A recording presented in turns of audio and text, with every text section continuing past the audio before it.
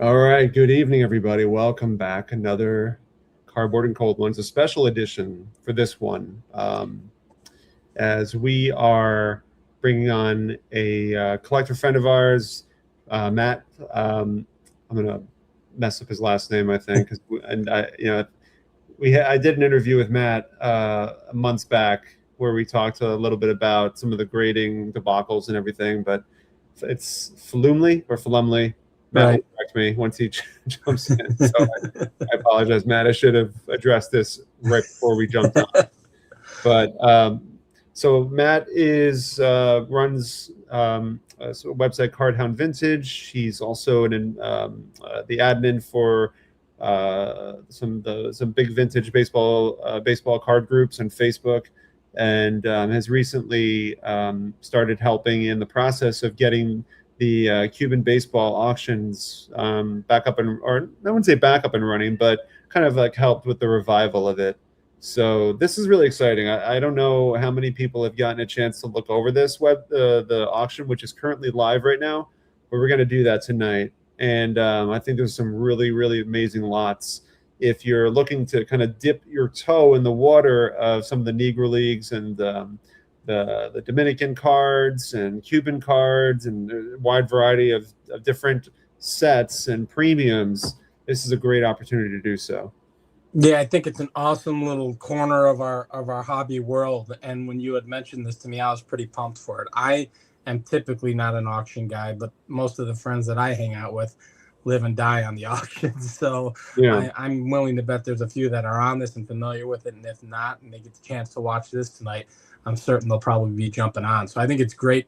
I think it's great to kind of promote it, but I think it's just cool to see what we've got cooking in the auction, because I took a quick look and there's some pretty cool stuff. So I was pretty excited to see this. For sure. Let's do, we don't have a huge roll call, but we'll do a roll call nonetheless. Lenny is here. Good evening, sir. Mike from Jayhawker is here. What's the over under in the PSA shutdown videos over the next week? I think it's already started, so I'd say I'll take the over on that one. Yeah, that won't be talked about today. That's for certain on this right now, at least. I mean, it might come up, it might not. I mean, quite honestly, I'll just say my 2 cents on this. I'm in a way, I'm just kind of relieved because of it sounds like they have like 5 million cards backlog is what I read or something 10, like that. 10. Even worse. Yeah. So I mean, yeah, it sucks, but at the same time, it's a long time coming. Yeah, and I will end it because I'm really short. It affects me in zero way, shape, or form. So I'm just gonna keep doing what I do. I mean, all right. I guess we're gonna go down this rabbit hole really briefly. Okay. If anything, really, it affects the entire grading landscape. I mean, it trickles down. So, to a degree, unless you're not grading. If you're not grading, if you're not grading, then it doesn't make a difference. Right. Anyway, certainly over on those videos, that's gonna spread like wildfire. But we're not gonna. That's it. That's it. Yes, I'm good. Sven, good to have you here, sir. Let's see. Oh yeah, apparently Lenny was getting a lot of texts over that. So Bruce is here. What's up, Bruce? Kyle, what's up, Kyle? Ruben is here. Good evening, sir. Dave is here from Peacemaker. Andy from Dog Ate My Cardboard. Peeps is here. And I think that is good for the roll call for tonight. So let's go ahead. We'll bring Matt in and get started. So, Matt, good to have you here, man. Felumlee, but that's okay. Felumlee. I gotta like write some notes down on pronunciation. It's a made up name, so you can say it however you want to. Felumlee. Okay, I'm gonna do my best not to forget that. Thanks for having me again, though. I'm at my parents' house this time because my Wi-Fi was so bad last time. Do you remember that? Yeah, I remember that. And it's funny. I got a text from Comcast this morning, like your Wi-Fi sucks, is basically what the text said. So I'm like, well, so I'm not risking that again, especially on a live stream. So hopefully we're okay. Thanks for having me back. Things look great. This is gonna be fun, man. I'm excited. I'm gonna kind of let you guys run the show here. I'll be peeking at the auction as you guys are talking. So you guys do your thing. Cool. I will just say really briefly, so Corey is here. Glad to be back in the chat, guys. Corey was on one of our cardboard and cold ones, and he is a Jim Gilliam super collector, and I think there is a Jim Gilliam card in this auction. I don't know if he has it or not, but okay. Yeah, that card is on my it's on my sleeper list. Yeah. That's a good one. He might. I don't know if he has it, but we'll cross that bridge once. Somebody needs it. It's a cool card. Yeah, but why don't you? Yeah, I mean, listen, you have a lot of resume pieces between Cardhound Vintage and I mean, just a longtime collector, but also kind of having a connection with the Cuban collectors, Negro League collectors, and so forth. So why don't you take us through a little bit on the history of this auction? Sure. So I met Ryan Christoph. He's the owner of this auction house. I met him several years ago at the National, and it was funny. It was my first National in a long time. It was in Chicago. And I went there not knowing anybody or anything, hoping to find a Cuban, one of Minnie Mignoso's Cuban cards. And I had cash in my pocket and wasn't really planning on finding it. It was like needle in a haystack. And Ryan's booth was literally the first booth that I stopped at when I went into the show. I mean, think about how big that show is, you know. Right. I didn't know Ryan. The card's just sitting right there. He had a 45, 46 that I couldn't afford. It might be the same one that's in this auction, actually, and a 46, 47, and I bought that one at the time. And we became friends kind of shortly thereafter. But yeah, when I was a kid, I was interested in Negro Leagues, and I would ask around at shows. I was setting up selling at card shows when I was like 11 and 12 years old. And I was asking about Negro League cards, and they would point me to like those Laughlin sets and stuff, you know, like, which are cool. But I think maybe at that time, the Cuban cards, Puerto Rican cards weren't really even known much anyway to the U.S. market. And so I had just kind of put that stuff out of my mind until, you know, within the last 6 or 7 years when I kind of discovered like, oh, these guys do have cards. They're just not American. Right. Mm-hmm. And they're super hard to find. I'm not an auction guy either, Jason, but I kind of have to be for this stuff because that's where it is. You know, if that's what you're looking for, you kind of got to go where it is. So anyway, the auction though has been around since I think 2003. So it's been around for a long time, but for years it was just Ryan selling his own stuff that he had found. He's traveled all over the place, found most of what he sold firsthand, like in Venezuela or in Cuba. He would bribe his way into Cuba and bribe his way out of Cuba and hope for the best, getting stuff home from Cancun or whatever. It's like crazy. He should have like he should write a memoir or something. But it's to the point now where like we're not getting any younger, and I think most of what he has at this point, like he'd like to keep some stuff, you know. So I think he's kind of down to like the PC and really wanting to rebuild, if anything. So the only real model to go forward was obviously, you know, to consign. And so Victor Pina is our friend. He's in Miami area. He's our consignment guy. And Ryan is helping us just sort of run like all the back end, learn like the inner workings of how to work the software and just how to run an auction. I'm doing this kind of stuff. I spearheaded redesigning the website, which was way overdue. We've all been just, you know, working along. It's been a long last week for everybody, just like getting everything up in the auction, just hundreds of scans and rescans because the files were too big. And we made 1,000 mistakes this time that we will learn from, and it will be much more efficient next time. But we got the auction up in time. Like, you know, we made our due date to get it live last Saturday, which we had a little cheers over that one. Yeah. And it's been a good last week. Like it's been busy bidding. I think we already have more individual bidders in an auction than he's had in the history of this auction, which is super cool. And I think, we're getting bid registrations, still several, you know, per day coming in right now. So obviously it will have the most bids that he's ever had just because it's 2 to 3 times the size of most of his auctions. Having 100 Cuban, South American, Dominican, Negro League related lots in one place at one time I've never seen it before. Oh, yeah. I'm sure it's happened, but it doesn't happen very often. we kind of opened the door to some more traditional like Venezuelan tops this time that wouldn't usually necessarily be in this auction. But kind of our thinking now is if people in this auction collect it, then we will have it, you know. So we thought we would have a Laughlin set. Maybe we'll have it in the next one. Obviously that's American, but there's a lot of overlap between, you know, the bidders would be interested in it. So anything this audience would be interested in, I think we're open to bringing to the table. I think much like the hobby, that Laughlin set's taken off, Matt. I mean, it really has. Yeah, it's crazy now. Yeah. Yeah. I mean, you know, you look several years down, you know, previously, and you get those for a song and a dance, and I know, and it's crazy now. Is it fair to say that so the auction house itself, it's always been active, and this is just kind of a revival of it? You're updating the website, you got a few more people involved to help out, you're gaining more consignments. So this is just kind of a revival of something that's always been there, correct?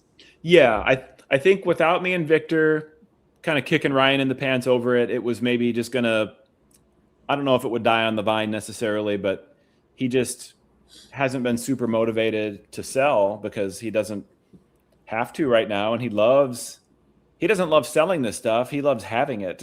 Right. You know? Like all of us.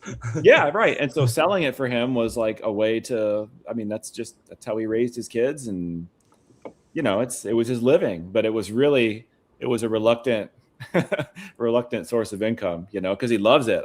I know some, like the local card shop guy, he doesn't care about cards, he doesn't collect any cards, it's just money, you know. And I guess that would be fine if you were making your living that way. It might be better actually if you weren't personally like attached to stuff, but if you are, it's a bitch. Oh, it's amazing to me that, you know, it takes a certain personality to, you know, Sammy, you even set up at shows and things of that nature. Mm-hmm. And I've sold some cards for the first time a couple months ago, and I'm still thinking about the cards that I sold. And what I've gained back is stuff that I enjoy much more, but it's still in my head that, oh, I got to go back and get some of those. So yeah. I understand that perspective and that feeling. And it's just it takes a certain individual who particularly if you're doing it for a living. Yeah. Because 99% of the people doing it for a living also are collectors. You know, you'll get the few that are just treating it like money, but you know, walking that line for me would be very difficult. I'd be a bad business owner if I was doing it for a living. Yeah. And you know, I'm an English teacher, so like I collect with 2 teenagers, so I collect on a shoestring budget, you know. And so if I find a cool album and I'm able to get some cards out of it and keep a couple for my PC, and I have to recoup, like it's not an option, you know. So I have about a dozen cards in this auction as well, and I love all of them. I don't have anything that I don't like, honestly. I have a pretty small collection, so I'll cry a little bit, but I'll buy myself something. I'll treat myself to something that will go into the permanent drawer, you know. That's how you got to think of it. That's how it works. Yeah, for sure. So why don't I do this? I'm going to bring up the website so everybody can take a look. Sure. So let me see. Here we go. All right. So this kind of shows all the main all the lots, and it's actually nice because I think everything just fits all in one page, so we can go through one by one. And obviously the money card is the one that's leading the way is the Propagandist Montiel Stan Musial. Would you want to start with that? Yeah, sure. We can just go. I mean, we won't look at everything, but we can go in order for a while. Super cool card. Oh yeah, and it's such a, from what because I have the Christie. Yeah, actually I have it right behind me. But that set is known. I mean, that card is known for being razor thin. Yeah, and the condition on that is so delicate. But this one is just the stroke of luck. This thing did not get does not really have any rips or tears in it at all. And you have full border. A lot of them were miscut. Yeah, that's true. Yeah, a lot of them were really so poorly where you're only getting 3 sides. Yeah, and sometimes the ones look fantastic. They just have these. They get these. I mean, it's thin paper, so they get these little micro wrinkles in them. And if there are enough of those, they're going to call it a 1, you know, or they'll have some staining on the back from being probably removed from an album. Not many of them survived that weren't in an album at some point. That's what kind of kept them sort of together. But yeah, it's super nice card. Yeah, I would venture to say, for those who aren't familiar with it, when we say it's thin, if you hold it up to the light, you can see through the You can card. see, yeah, you can see right through it. Yeah, it's slightly thicker than maybe tissue paper, right. because it was thick enough to print on. So tissue Yeah. paper would, but not much thicker than that. If you really want to put it in comparison, it's thin. Yeah, and we wrote really long lot descriptions. So like we were figuring we'd probably have a lot of first timers to this stuff, visiting this auction at least, checking it out, and so we're kind of like informing people about like what is this set, what is this card. For a lot of them, we have like SGC pop information. I'm not sure if it's in here on this one, but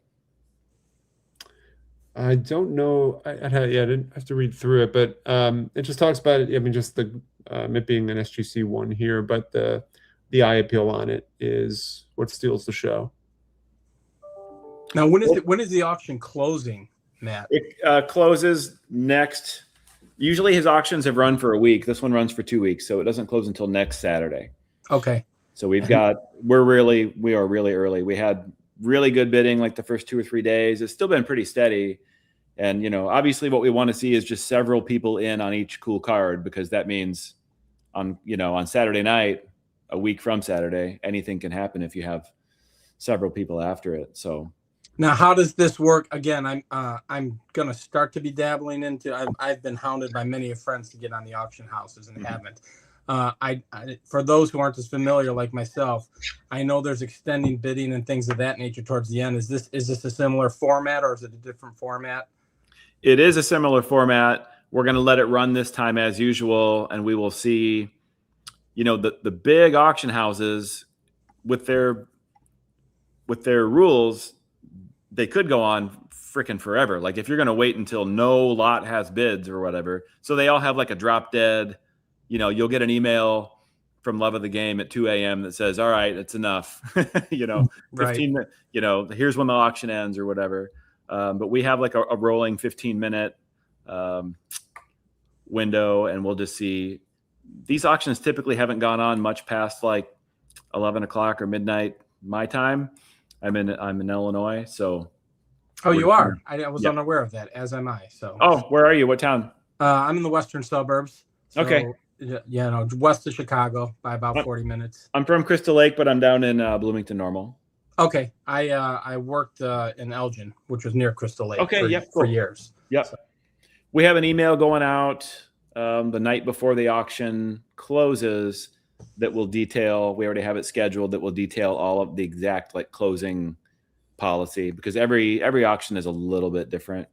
This auction is the back end of ours is run by Create Auction, which is the same as Love of the Game and several others. So people who are familiar with like Love of the Game, for example, it's a familiar feel in terms of navigating or searching and closing and paying and all that kind of stuff. It's all pretty similar.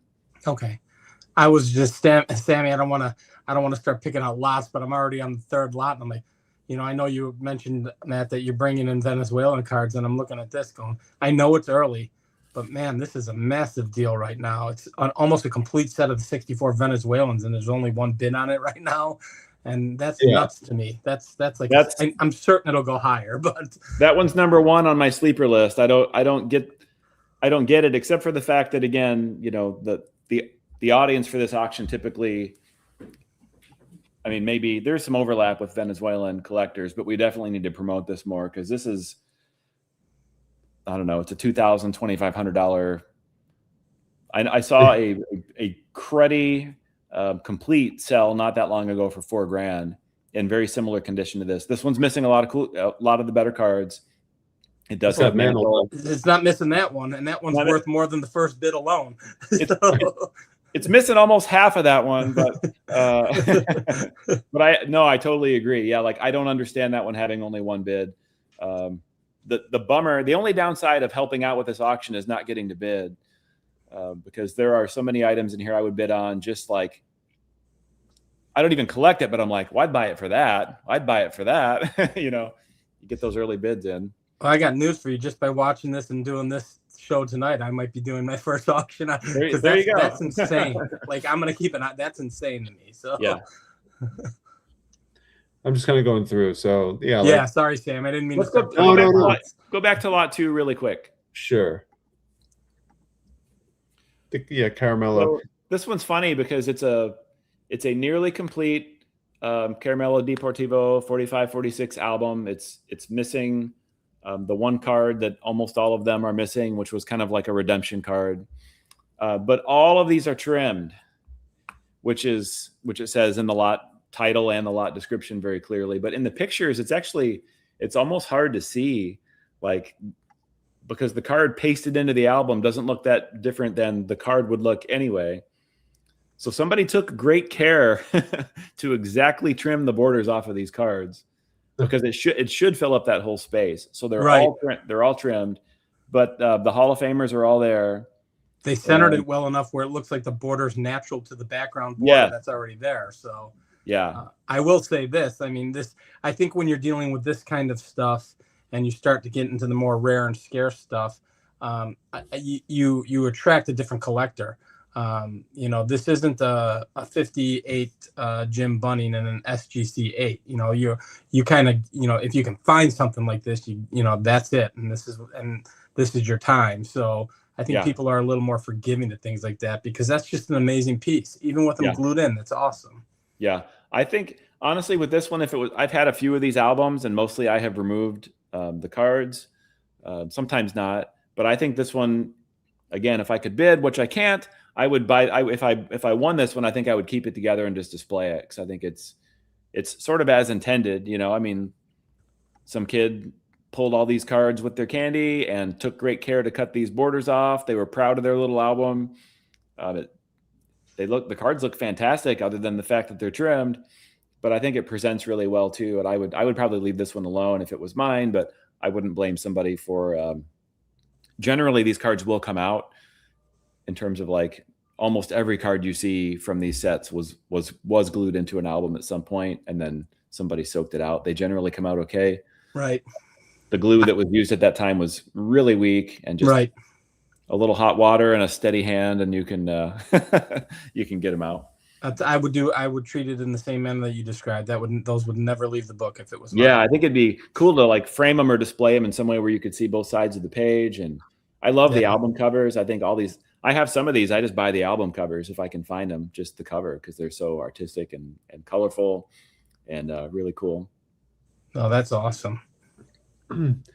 It's I mean, to find a whole album is truly unique and special.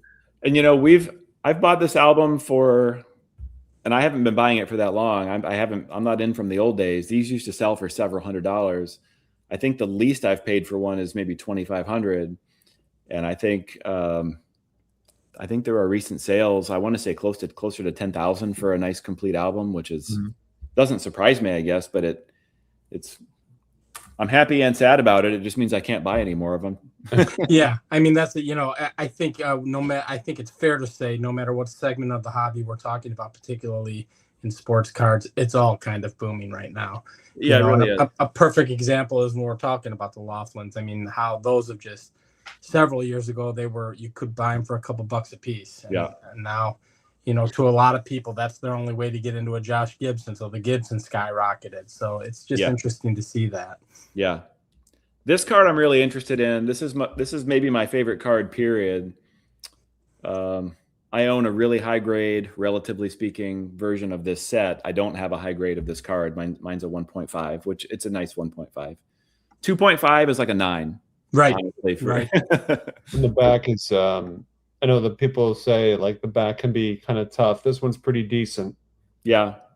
Despite some of the losses on it, but obviously there's no paper loss. There is some print loss. Yeah, that's just going to happen for the most part if they've ever been in an album. But I mean, that the front is just outstanding. Yeah, I love that portrait anyway. I think it's just such a great picture. Yeah, it's a great shot. Cool card. And again, like, this is 6 years before his rookie card. So it's just so young, and it's just such a cool card. It's my favorite baseball card. Does he have a 44, 45 as well? Is there? Or is this the first? Or is there a 46, 47? There is a 46, 47. Okay, so this is the first. This would be, to some, considered his rookie card. Yeah, I think so. Yeah, I gotcha. Okay. So I'm curious to see where that lands, because these cards just, I don't know, they surprise me. I should know them. I mean, I have the whole set and I've been into them for a long time, but they surprise me a lot. Yeah, the Ray Brown, same thing. Cool card. It's a 1, but it's centered, has a really nice image. Yeah. Sammy, you have one from the set. I was with you when you bought it, right? I have the I can't remember. I always confuse the years. I have a Tiant that I bought from Henry Reynolds last year. I think it's this set, Sammy, if I remember correctly. It probably is. 46. It's one where it's like his. If I had to call it anything, kind of like a profile shot of him is the best way to put it. There's one where it's like where it kind of looks like it's an action, almost sort of an action shot of him. Yeah. But the one that I have is like the more of a profile. Well, we'll go. There is there is a 45 in this auction, so we'll scroll down and see if it's the same one. Ray Dandridge. Yeah. That one is not. That one is. This is my card. Full disclosure, I have it in a 2.5 as well. So this one can go. It's not beautiful. It is centered. There's no paper loss really. There is some real faded print, but it's if you zoom in, it's actually all still there. It's a solid card. It's a good looking one. This is the one I won't cry about because I have another one. So it helps. That's going to help you reload for something permanent. All right. I mean, like we were saying earlier. Yeah. This one's also mine. I bought a complete album of these last year, and I'm keeping the Buck O'Neill because that's his only real card, main card. And I'm also keeping the Don Newcomb, which is a cool card. I'm keeping the Manny Minoso, which is a cool card. And I can't be any more greedy than that. So everything else has to go. But the Dihigo's it's a great card. And his cards have been just going nuts. Yep. His 45, 46 has at least doubled in the last few years. I've seen just that card. I want to say there's a recent sale around 6,000 for the 45, 46. So I think this one is still obviously it's a good buy. I'm biased. It's my card. Please bid. Please buy. Matt, are you familiar? Our buddy Orlando has joined, and Orlando is an avid Cuban card collector. So he's got both of the minis. So the 46, 47 is rarer, is what he's saying. He won't see much here that he hasn't seen before. Probably would be right. Maybe a little farther down. There's some pretty obscure in terms of like the albums and some of the other stuff we found, but. Type 1 photos and things of that nature too. Yeah. This Dandridge is from that same album. Many of these cards, it mentions in the description, and maybe you've seen them. There were uncut sheets of these cards discovered not that long ago. I mean, like maybe in the 80s or 90s, I'm not sure when, that were never meant to be circulated. They have really faded backs. Like the print is barely legible on the back. And they're really bright white. You know, they were obviously preserved and stored somewhere. And people have been cutting them up and grading them. Like they get number grades. Love of the Game has had some with CGC, like high grades. And there have been some high grades from PSA. They should be called either trimmed or hand cut or something because they were not meant to be circulated. All these, you can tell with the dark print on the back. These are all legit cards from this set, but there are. I don't avoid the other ones necessarily, but I just think it's kind of a bummer that the grading companies generally don't differentiate between the circulated cards and the uncirculated cards. So are they? I'm assuming maybe that was make ready for the press. You know, so if the copy's really faded, maybe those were the startup sheets, and that's why they weren't meant to be circulated and technically thrown away, but. Someone snuck a few out in 1946 or 47, whenever this happened, and kept the full sheet. Yep, it could be. But the Dandridge is one of the cards that's on that sheet, and so you will see some really, really bright ones every once in a while with, again, the really faded backs. There are a bunch of Tolateros in this auction, from Hall of Famers all the way down to some Negro League players. And the Tolatero's in action cards, which are in color, which is kind of cool. Right. That's pretty cool. This is a pretty cool photo. Yeah, it's a neat photo. Escogido. Yeah, this The Toloteros that are in color, are those the ones that are just kind of like almost like colored in blue, or like a light blue? They have sort of they are in color. I don't know what the exact process was to sort of colorize them, but they do have full color, but they kind of tend towards the like pastels, I guess. They're not photographs. We'll put it right. Right. This one is mine. Cool Negro Leaguer card from the Beacon set, which is a really neat early set. Ryan sold in this auction a complete set, maybe going back like 3 years ago now, for $350,000. I think it was maybe the high. I haven't seen a higher Negro League lot sale. Maybe there has been one, but I haven't seen one. These cards are really cool looking. I know. I was just looking. There is a 46-47 mini in here. I see that too. Yep. Yeah, the Nacionales are cool. This is also mine. I was thinking about building this set, and I'm like, it's just not going to happen. They're just too hard to find. But obviously, this one had been removed from an album at some point too. But super nice looking card. I was thinking about this mirror ball.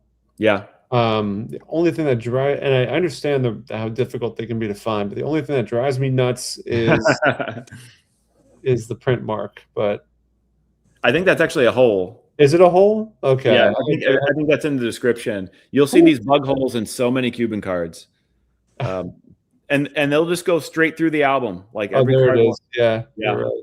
Every card will have the hole in the same spot. They were very efficient. That's such a shame. Yeah, it is. Yeah, but to me, like that's how you get it at a bargain, right? It's not completely offensive, and just to own a piece of history like that, it's worth it to me. I'm looking at lot 42. I'm looking at the 46-47 mini, and it's rough, and I'm like, oh, that's right up my alley. That's right up my alley. Yeah, this one's a gorgeous card. Jose Maria Fernandez, great looking card. Yeah. Also mine. I might cry. About that one. He's also one of my favorites to collect, but that's okay. I have the Abuelitas Segundas, which is the same image, so I can live with that.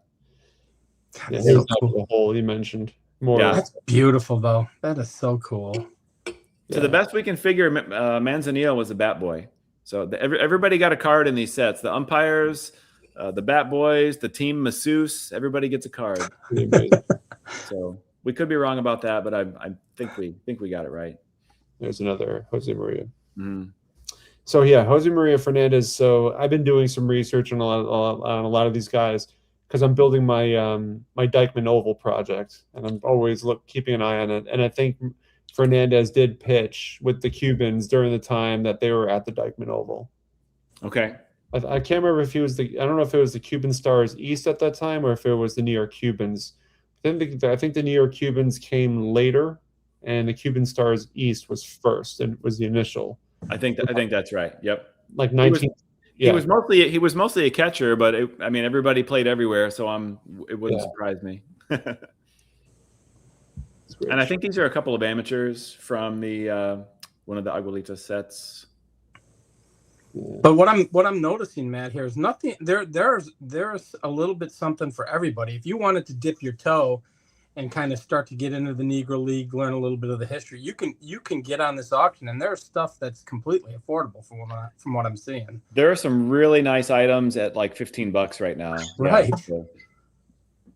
And we kind of came into it with that idea of let's just like, if it's cool, it's going in. Like maybe we won't always take $10 items or whatever for starting bids, but for this one we wanted to let's have a big auction as big as we can handle, and kind of broaden the cast a wider net. Like this card, for example, is not one necessarily that would be in a Cuban card auction since it's not a Cuban card, but it's a cool card of a Cuban guy, and it's affordable also. So yeah, it's a cool card. Yeah. Sammy, check out lot 52. I think that's cool. This is right up my alley. I'm assuming it's slightly oversized. Well, let me go back. I'll just scroll down to sort by lot number 52. Yeah, I'm ahead of you. This is hard for me. Oh, I kind of figured this is going to grab somebody's attention. Any That Big thing game. is so cool. That is so cool. And it's at $40 right now. I know. The initial onset bid.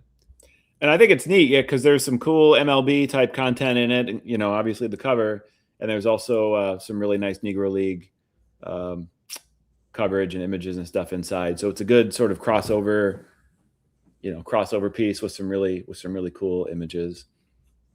Yeah. Right, which is kind of what I'm gravitating to, right? So I'm not fully into the collecting of Negro Leagues, haven't dove into that part of history yet. So a lot of what I'm seeing, like the Venezuelans in this piece, their crossover pieces. I'm a White Sox fan, so anything Mini's on, I'm going to be looking at that. So that's where I started too. I was working on my Mini PC, and that's how I went down the rabbit hole. So be careful. Yeah. Oh, I'll get to this at some point in time. I guarantee you. Yeah, I'll be there. Awesome. This is pretty awesome. Like a Monty Irvin. Monty Irvin, yeah. Or it's spelled Irving. Yeah. The misspellings on these cards are crazy. There's everybody gets misspelled at least once. But this is pre-rookie of Monty Irvin. Yeah, his rookie's technically 51, so that's what most people consider it. The lot description for this one is funny. Ryan wrote it. It's his item, and it kind of annoys him to no end that people have started cutting up these booklets, and SGC grades them as cards. You know, they'll grade individual. It's not a card; it's a page out of a book. So I agree with him. He wrote it right here. There's no album for these booklet pages because these are not cards. I know it's a very strong. Yeah, he does have the little parentheses at the bottom if you go down where he says, "Hey, this is not a consignment. If it was a consignment, I wouldn't be knocking it." But it's his, and so it should have been a featured item. In terms of like the value, it's probably going to go for. He didn't want it to be a featured item. He wanted to bury it down in the auction. Yeah, because it's a booklet, but it's a super cool booklet, and the images in each, they had them for the teams. One thing we discovered is that the booklets don't even match. So like there are multiple versions apparently of each booklet, and sometimes the wrong player is pictured, and it's just kind of wild to think about when and how these would have been printed. They're colorful. They're really nice looking. Did Victor just say that Minnie's in the book too? I don't believe he's in that one. Okay. I think maybe he's talking about the one with the Mundo Deportivo. Is that what he's? Well, he's. There were different team booklets of that year, and so he had a page in a book, just not this one. Yeah. Gotcha. So yeah, we have a good. I like scroll up to 57. There's a bunch of Toleteros here, but I really like. I have all the Luke Easter cards from these Toletero sets, which are Puerto Rican, just super cool. I was also a Cleveland guy.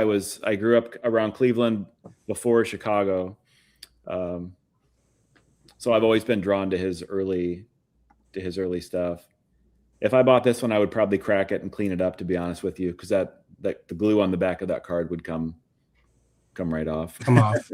Yeah, but all these Toleteros are nice. I want to find the one for my buddy Corey, who is. I don't know if the right, the Jim Gilliam. There's the Gilliam. Yeah, that's pretty amazing. I don't know if he's still in the chat or not, or if he's still watching. But what lot number is that, Sammy? This is lot number 85. Great shot of him. Great shot. Yeah, it's a great image. It's 1952, and as opposed to 1953. Frostade, which is like Canadian Gatorade, basically. So, I mean, I get that some people don't like the. They call them oddballs. I don't call them oddballs really, but I like to find stuff that's like pre-card, like pre-Topps, pre-Bowman, whatever. Matt, you are talking to two guys who live and love that stuff. Yeah. So, Cool. I mean, they're rarer and scarcer and weirder for Sammy or I, and that's what we love. So I think of oddballs as being kind of derogatory. You know, it sounds like an insult, but I don't think of that stuff that way at all. I think it's cool. I call it the rare regional stuff. right, food issues. I love food issues. You know, I love this kind of stuff, and you know, I'm the oversized guy. That's what I've been pinned with because everything I'm buying lately is not a card. Technically, it's all oversized stuff. Right. But here's another one. Dave Concepcion. Concepcion, yeah. That's also mine. I'd like to find a nicer one, but this one is pretty nice, honestly, in terms of like how these go. They're on horrible paper. They're all dirty. Mostly they were pasted into albums. The paste is like concrete. Yep. This one has a pretty nice back. But again, it's 4 years before his Topps card, which I also love. I love his 71 Topps. I think that's a cool card. Yeah, that's 67, right? If I'm not mistaken. Yeah. Mm-hmm. I've got the Lou Brock Venny in the 67 set. Cool. And then once we get towards the bottom of this thing, although that Tony Perez is nice, also a 4 on that 67 Tony Perez. That's officially high grade at that point. Yeah. But then we get into some stuff where we had to do our homework to figure out like that Ovenka album is one that I had not seen before. We do have some nice images of it if you want to click on there. But there's another Concepcion. Look at that kid, bottom left. Cool picture of Concepcion. Yeah, look at how young he is. Yeah, I know it. My gosh. It's a really neat album. I think at one point I had Tiant is in this set, isn't he? Yeah, let's see what click on some of the other images because I think he's on that page at bottom center. Yeah, that's it. Yep. Let me keep it. Hold on a sec. Yeah, it's kind of getting them together is pretty special. And it's at $90 right now. So I know that's crazy. Yeah, a lot of these towards the bottom. There are a lot of these kind of albums and album card lots and things that are. Again, I'm going to have to work to try to get some tentacles out into some of the Venezuelan groups and stuff, and get people in to even know that these are out here. Brian Rainey, he's the guy. He's the one that runs the Venezuelan Facebook group. I think he runs it, if I'm not mistaken. Brian Rainey may or may not be consigning some items to this auction. You can't say yeah. I get what you're saying. Yeah, it's neat stuff though. Hey, look, man, it's a team effort. It's good. I think it's really good. Yeah, that there's a nice variety of the different things to offer. Yeah, I like those last couple of let's see, lot 113, 114. 113 is the main Omar Linares card from the set. Lot number 114 is the complete set, but this was a set that was issued to sort of commemorate like an international all-star game that was held and series that was held right before this was before baseball was in the Olympics in 92. 92, I think. Yeah. Yep. So this has been a couple of years prior then, I believe. Yeah. So it was just sort of like an international like show-off event, kind of showing off the potential of international baseball at the time as an Olympic sport. And so there are a few Cuban stars in here who each have a card or two. They have like a main card and then like a highlights card. But it's a neat set. It was printed in the United States. I think they were maybe mostly circulated in the United States. I'm not even positive of that. But they're mostly not American players. So it's kind of a weird. Yeah, just kind of crossing the marketing all kinds of boundaries. Yeah, I've seen some of these cards in like Japanese auctions. We also do have a few Japanese cards of Negro League players in here. Where are those? They're probably 60s. Oh, here we go. I got one right here. Yeah. Amenko. Yeah, that's pretty amazing. This one's funny because it's Chico Barbon, who was a Cuban playing Japanese professional baseball. I think the first Cuban player in Japanese professional baseball, but that's not actually him pictured. It's So Larry Raines. Yeah, so read the lot description for this one. So I think it kind of explains. Yeah, it's Larry Raines. Yeah. That's crazy. That's a great looking card too. Yeah. What's the story with the Dave Parker puzzle? That's kind of cool. I think it was a subset. Okay. And this is just the puzzle. I think the complete set, to be considered complete, would also have the puzzle included, but this is just so we need a Parker collector for this one, but it's a cool. I think it's pretty cool. And it's a cool picture. I mean, like some of these images are like, some of the pictures are pretty cool. Let me see what else we have. Oh, I was going to point out lot 64. I found that amusing. 64. Just because of who it is. Oh yeah.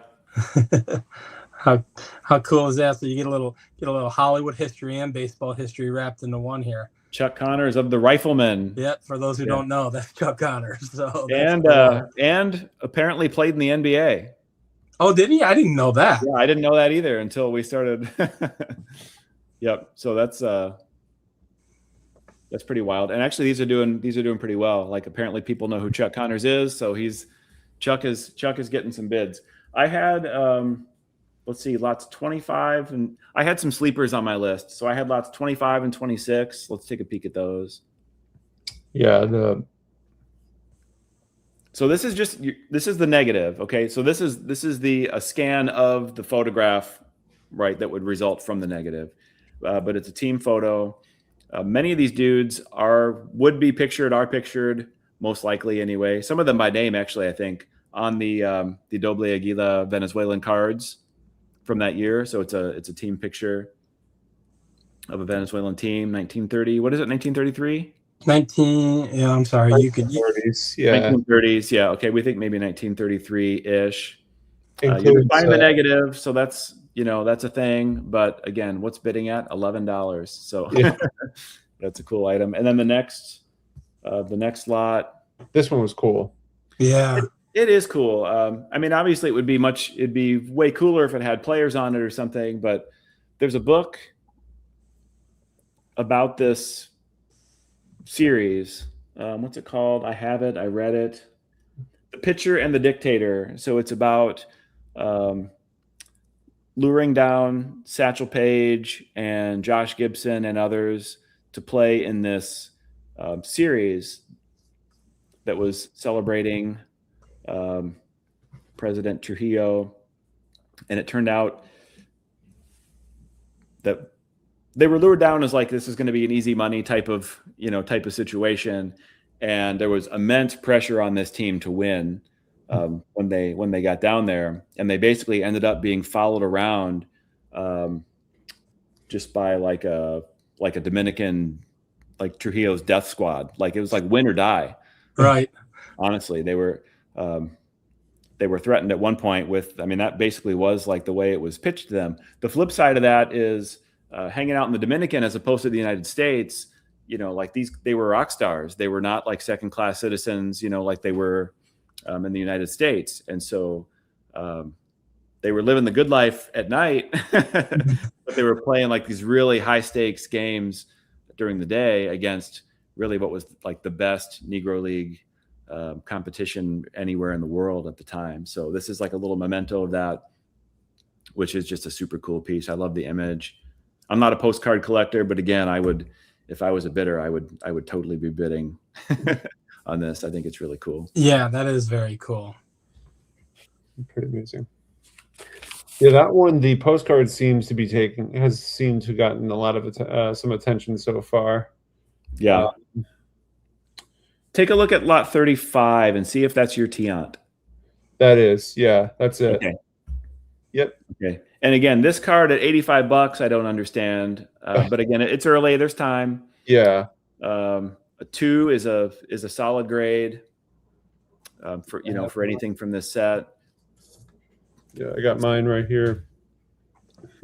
Yours was clean too, Sammy, if I remember right. Yeah, mine is, and I have 2 more Caramello Deportivos that are actually funny enough, are from one of Matt's auctions that he ran. Oh, really? Yeah, What do you got? I have the Barney, Pedro Arango and Barney. Oh, no, not Barney. So, Cyril? Yeah, I'm trying to remember now. I think it's Barney. Yeah, Barney Searle and Pedro Arango. I think are the two that I got from you. Yeah, I think. that Because sounds I right. also have a Silvio Garcia, and Silvio Garcia I got from Caesar. That's right. I was trying to remember who I got what from. Okay, there's my Wow. there's my Tiant. Yeah, my running joke, Matt, with Venezuelans and particularly cards like this is if it's got a number, double it. So a 2.5 isn't actually a 5. It's like a 5, you know? Yeah, some of these you really can't see flaws on other than, I mean, I'm sure under enough magnification, they have teeny tiny wrinkles or something in them because they're just so thin. But this is a solid card. And this is, I don't know what this goes for in a 2. Usually I know it's not $85. So I'm assuming we will probably find some more bidders for this one as well. Super cool card. Yeah. I did see that Orlando said I just completed my registration. We'll be bidding as soon as I'm approved. So there we go. I kind of figured if he wasn't on and he caught this, he'd be on it. So excellent. Yeah, I kind of figured this would be right up his alley. Right. There's a lot of cool like amateur pieces in here. There are some uncatalogued pieces in here. Some of it we're not, uncatalogued, we're not totally sure what it is. There's some obscure Dominican pieces in here. Yeah, I saw that and I passed it along to somebody who is looking to kind of get into it. Where is it? I think it's toward the bottom, if I'm not mistaken. Here they are. They look very similar to the Marichal card that I have. Yes. Very similar. I can't remember the name of the set and that's the one that I got Marichal to sign. Oh, cool. Yeah, that one.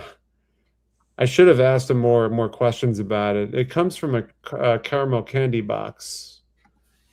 Yeah, I'd have to fetch it, but okay. Yeah, I'll show it before we finish up. Yeah, they're neat. Yeah, I have a lot of, if somebody's looking to just like sort of break the ice on this stuff, I'm not sure what lot number it is. Scroll to 46 on the scroll up to like 1946-ish. And it's a lot 46 or 19? No, like 1946. Yeah, sorry. All right, I'd have to. Okay, go back down. Well, I have a lot of like a half dozen Negro Leaguer cards all together, all raw from the 46, 47. I think I remember seeing that. Let me see. There it is. Which one? Up one more. There you go. 49. 49. Lot 49. Lot 49. Oh, okay, right here. Oh yeah, and it has Coquina Garcia. Yeah, that's. And these are right now. These are at they're at 173 because of the Garcia is the main card there. That one does have a little bit of loss on the back. But yeah, Henry Kimbrough, who's an American player, Terry McDuffie, James Lamarck, Pedro Formental was a really good Cuban player. So it's just a neat lot, a chance to grab five cool cards at once. And again, speaking of grading, like, I could have graded these, I guess. They would all be a 1 probably. Yeah. There was a day when I probably would have. SGC can't get anything back in less than 3 or 4 months right now. And so I think, not to get off topic. Let it rip. I think at least 90% of cards that are submitted for grading have no business or no benefit or no reason to be submitted for grading. I think most cards just do, even if you just want to make money. I think 90% of cards don't even benefit from it financially. I mean, there was a time when who were some of the big, Luis Robert was like the most graded, like 2 million graded Luis Roberts one year. It's like I got a ton of his cards. Yeah, actually, I do too. I love Luis Robert. I keep waiting for him to break out. I think he's the next Manny Minoso, but I think he hit the skids with the Mets about a couple weeks ago, didn't he? I don't know. Done squat in like 3 weeks. Right. I will say this. I think depending on you, so it's lightning in a bottle, right? You have to catch. You know, if you were buying up Shohei in 2018 and you have him raw now I would consider grading him. Yeah, for sure. His market's insane, but it's that lightning in a bottle. For every Shohei, there's a Luis Roberts, there's a Yordan Alvarez, there's you know, we can go on and on and on about guys who you know, Corbin Carroll was rookie of the year. He was going to be a boom. You know, you never hear him. So it's very few, you know. So Wander Franco, there you go. Wander Franco, I've got about 20 of his rookie cards, you know, all base stuff, but I went crazy on it, and that's my lesson of prospecting, and don't do it. So even vintage cards though, like in the groups that I run, I'm surprised how often raw cards sell or outsell what I think they would probably get graded. Like I think a lot of people just don't understand. A card looks nice, and so they'll pay $6 money for it when you can tell it's probably going to grade a 4.5 or something. You know, I think a lot of it is just like people maybe not knowing, but yeah, I think that's the eye appeal factor on the vintage side. Like people are, I have a feeling on grading. I have a personal feeling. I don't grade, so it's like I'll buy graded cards, but I don't currently grade right now. So yeah, I mean, my best keeper cards are all graded cards. There are reasons for it, like, you know, my family will have to figure out what to do with this crap someday. And so that it's a big help with that. I insure them, so it helps with that. If everything catches on, you know, if somebody manages to get my 400-pound safe out of the house or something, it would help with insurance. But I don't think grading's a racket. I'm not one of those like anti-grader. You know, I've submitted plenty. I'm sure I still will, but I just think it's I don't mind PSA freezing up at the moment. I think people can just sort of pause and reflect, and some of the Pokemon flippers will have to rethink the business model, and I think that's fine. Yeah, I will say this. I think if any market's going to be affected, it's that market over Sure. I mean, I think sports cards will endure regardless. Yeah, I think so and too. There will be an adjustment, and people will need to pause. I think that market, that could be the downfall of that, you know, the second downfall, because there was a boom on that stuff in the 90s, and it can happen again. So yeah. Want to quickly show, this is the Marichal. Oh, that's cool. Yeah, so this one I bought from Phil Gary, bought the card, and then a month later at the Philly show, I brought it over, and Marichal was signing, and they filmed. I had a buddy of mine film it, film the whole experience. I wish I asked him more, but more about the card, but unfortunately time was limited. Yeah. But very nice man. Very, very nice. Yeah. You're not grading that, Sammy, are you? No, I mean, I'm trying to do research on it. I'm trying to get anything I can out of it. I've asked people in my neighborhood. I've gone into Reddit groups asking, and so far nothing. I'll ask Ryan. Will know. I'll ask Ryan. Shoot me a picture after this, and that'd be great. We'll get it solved tonight. Yeah, Phil had an idea, right? But he wasn't 100% certain.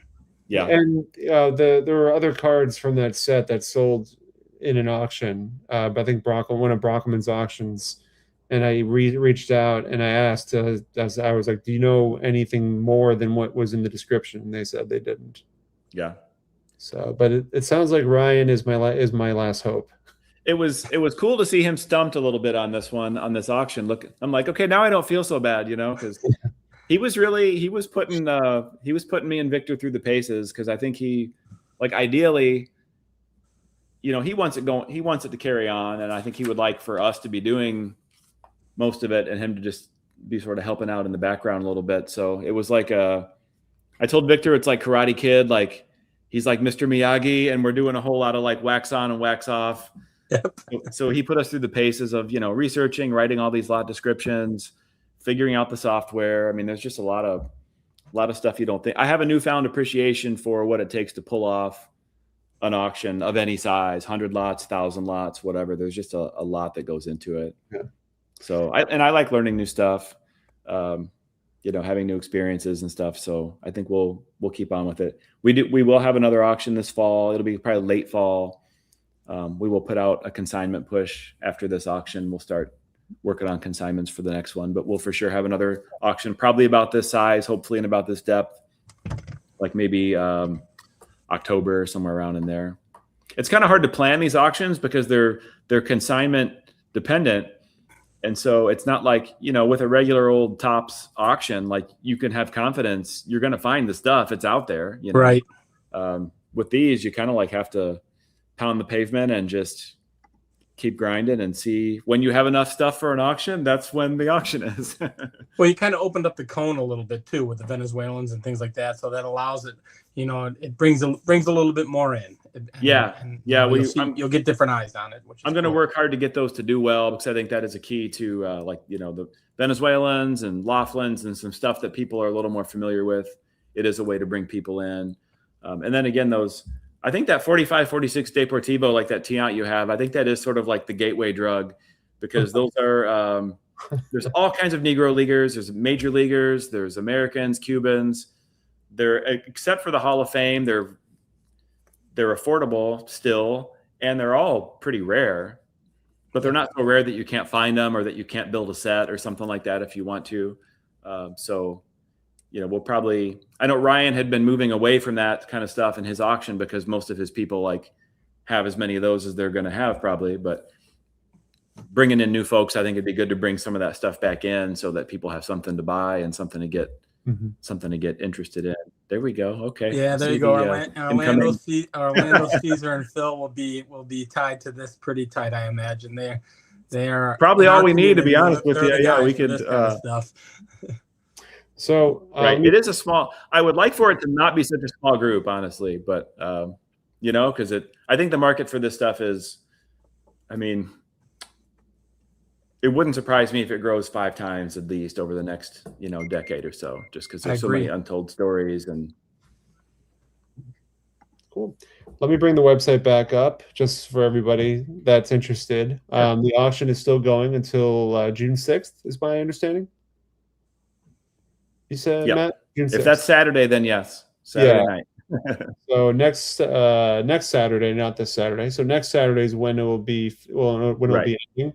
I did put the link in the chat, but I'll put it in again if anybody's interested. CubanBaseballAuctions.com. That will lead you right to this page, and you can sign up. You can register and view the auction, and then there's options if you're interested in consigning as well. So there's opportunities there too. So, I appreciate the time, Matt, going through this. I think there's, as you mentioned, it's something that will continue to grow. But is there any final thoughts? Hopefully everything is straightforward. Like if you just click on view current, if you're not registered currently, go ahead and register. If you've never registered for like a big auction before, it's a little bit cumbersome, kind of like by design, I would say. It's so you need some references and a bunch of contact information. But again, create auction. If you are familiar with auctions, this is the same software behind lots of the auctions that you probably are familiar with. So it should be a familiar feel when you get in. Any questions? There's an info at Cuban Baseball Auctions email in there, or a contact form on the website. You can drop us questions. We've been helping people register. What's my password? What's my username? We've been approving people within the hour usually, or at least within the day, so they can jump in and start bidding. So thanks for having me. Really appreciate it. It's a good time. Cool. All right. Thanks, Matt. So thank you everybody in the chat. Again, CubanBaseballAuctions.com. June 6th is when the auction ends. But in the meantime, you can enjoy all the different lots that are available and have some fun. So I hope everybody has a good start to the weekend. We'll see you soon. Take care, everybody. Yep. Thank you. Thank you.